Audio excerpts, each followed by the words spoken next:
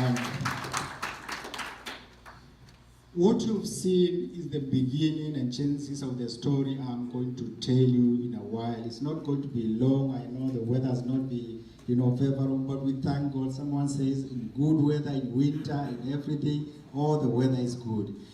I'm so thankful to stand before every one of you, all the pastors here, churches represented. Pastor Tona, I can see your dream, the dream of bringing all the churches together. And thank you, God, to see all of you coming to listen. This is the doings of the Lord. I want to begin just by a little information about me, which is a biography of who is Elijah and why, because people ask, why are you doing this? This is too much. Why are you doing this? Elijah was born in a little village. I wish I wanted to give the map of Kenya. I was saying we are from the eastern part of Kenya, and Kenya is on the east side of Africa. We are on the edge. When you look, we have border Somalia, Uganda, Tanzania, and then the Indian Ocean. That is where Kenya is. A very strategic country, very strategic. For the US, very strategic. For the US, we gave you president. I'm also proud when I stand here because you remember Obama. It is true, Obama was from our country. I can take you and take you and take you to see where Obama grew up. That was not the story. The story is about Elijah and living testimony. Elijah was born in a family of 14 children. And when I share this story, because you have seen the pictures, I always like to take the Americans out from what you see here, because America is far, far, far top. I want you to talk about what you see here: good roads, good weather, good houses, everything. Go back to Africa. Mom Sandranita has been there, where darkness comes at 6:30, where the roads are not good, where you've seen Wambui, the girl living. That is our house, and that is our home. This is where I want you to put your mind, and when I'm sharing the story, take that picture and be with me, walk with me in that mind, because when you think like American, the story will not come to you. This is where I was born, where when the sun comes here, 6:30, in the 6 in the morning, 6:30, the sun goes down. So I was privileged to be born in a family of 14, one mother, one father. Thank you, I was repeating. So I am the fourth born in that family. So all along, it was life the same. It was not different from what you saw there, because my father used to work far, far away, and he used only to come once in a while, once in a month or twice in a month to bring us food. So all what we were left with was my mother and other siblings to take care of ourselves, and the business was this.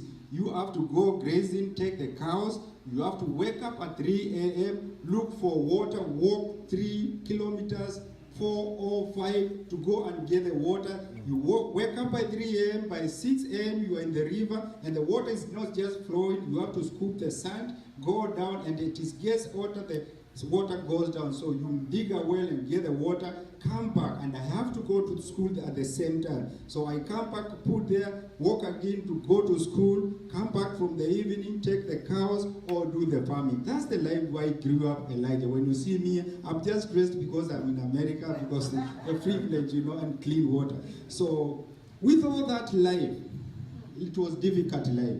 Sometimes we miss food. Once in a while, food is not there, but I want to appreciate our mothers who are here. God has given talents. My mother would put a pot there and boil the water, keep the water running. And we would ask my mother, where is the food coming? She would say, don't worry, the food is coming. And we'll be there patient, waiting. And because I've been grazing, farming, I'm tired, eventually we all sleep down. You pick us and go to sleep. There was no food that night. We wake up and the pot is still empty with cold water. That is the life we went in, because when you look at where I was born, we call it semi-arid. The rains come so little.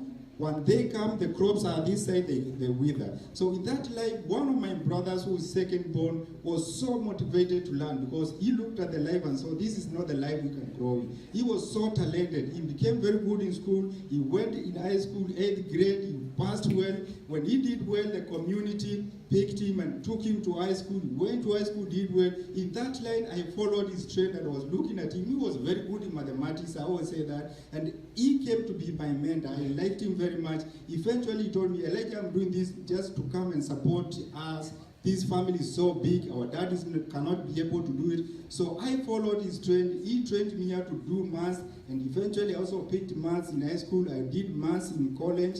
I followed him. But one thing happened with this good friend of mine. When he was working, he was put on another city to go and work where he left me alone. So at that time, I was my own, and he said, Elijah, you are on your own. I've given you 1 year college. You continue with your life. I continued with my life while he was there. But something happened. When he went there, he got ill. So he was ill for 1 year, on, and we went to the doctor. The health said, everything was coming down. Have you seen someone who has been good and the health is coming down? So we were wondering, what is happening with my brother? What is happening? Something happened. One day I went to the doctor to see him, and the doctor said, Elijah, come in. I would like to share something about your brother. And I went and listened to him. He said, listen, please, and keep this secret. Your brother is sick of HIV, and HIV was so rampant. You know about HIV, so rampant. This is in 2004, so rampant that if you are not in Christ, I can tell you, you are not lucky. So whatever happened to my brother when he went to that city, I don't know. And this man is now married with 2 children. So we did go along with him. A few months, my brother passed. And this is one man whom I really looked upon, because he mentored me, and I really wanted to follow his footsteps and be like, good as he was to other children. This happened. When he passed away, his wife was expectant to the 3rd child, who is named Lydia. She was 6 months to get to give birth to that girl. So things happened, and when this happened,